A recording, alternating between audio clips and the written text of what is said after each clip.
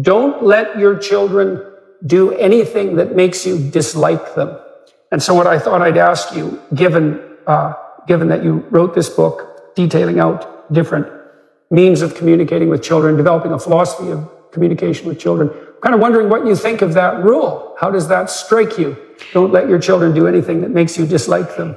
I love that you started with that, because that's the bit in your book which I've read that jumped out at me, because that's what I say to parents. Of course, you love your children to bits, you die for them, but do you like them?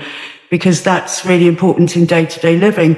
But the other thing I say is that it's not only important that you like your own kids, but that other parents do, and other people outside, because otherwise your kids are going to have a really hard time, and you're not going to be doing them a favor if you bring them up to be unpopular with other kids' parents, because they're going to depend on them.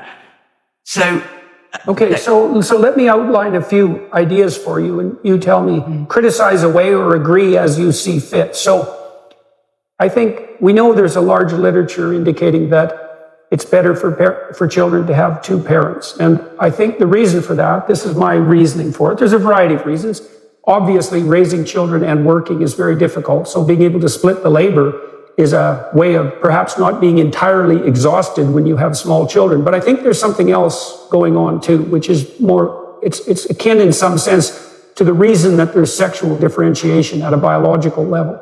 So there's sexual differentiation because it's useful to bring together two disparate creatures to produce a new variant.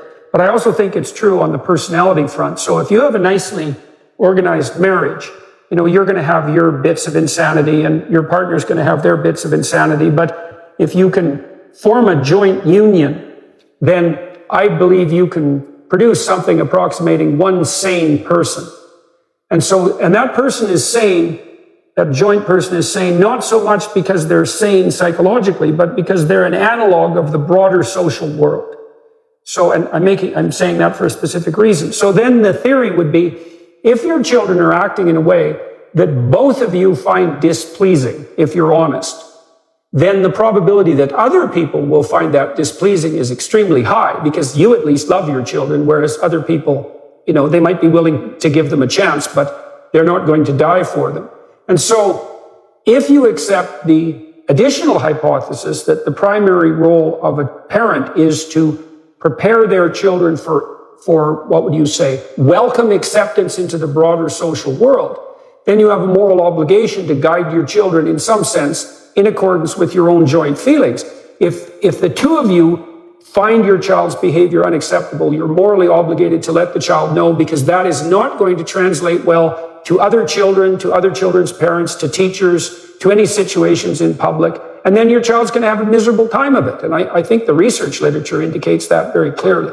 Yeah, and I think, you're right in the sense that the children need the male and the female, the masculine and the feminine, but that can be achieved in other ways. I've worked with all kinds of families, so my work is about creating the optimum situation for families, no matter what whether they're married or what kind of family situation they're in. So I would agree, and particularly that children need strong role models of the opposite sex and the same sex. So, if it's a single parent family, for example, to find those role models that are close family members, because or very good friends of the family, that it has to be a close relationship. I mean, teachers as well, but there are other adults who can fill that gap. And that is something that I think is very important, that gap is filled if the family isn't that male-female unit of marriage that is the traditional unit.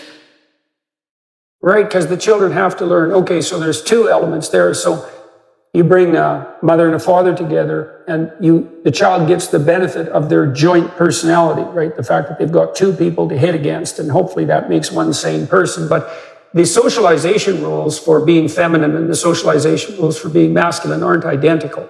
And so that's part of the reason why it's necessary to have those contrasexual role models at hand. And at hand does mean something like making a relationship with, because the other thing we know about children is, though they can establish multiple deep relationships with people, so they can actually stand multiple caregivers, but they don't really like a lot of change in their caregivers. They don't like relationships once they're established to be decimated, let's say. Well, neither do adults, but it's even more the case for children.